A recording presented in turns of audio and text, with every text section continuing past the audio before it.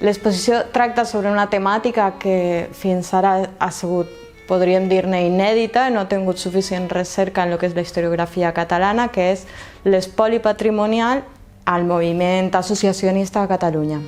Hem pogut localitzar una sèrie de béns d'edificis construïts per les entitats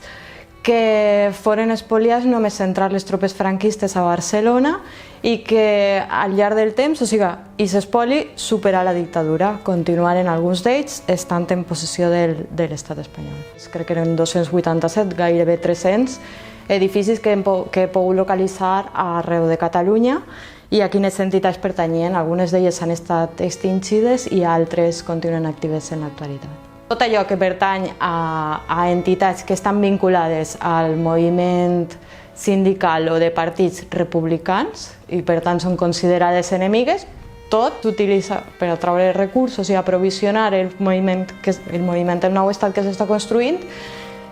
s'aprofita per anar construint el patrimoni. El que sí que s'han pogut recuperar són alguns immobles per iniciativa de les pròpies entitats que pogueren pactar amb les autoritats que n'hi havia de la transició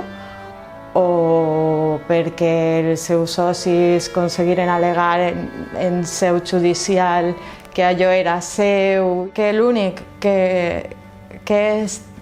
mitjanament transparent amb el patrimoni que va requisar perquè conserva aquests arxius de la Delegació Nacional Sindicalista, que al final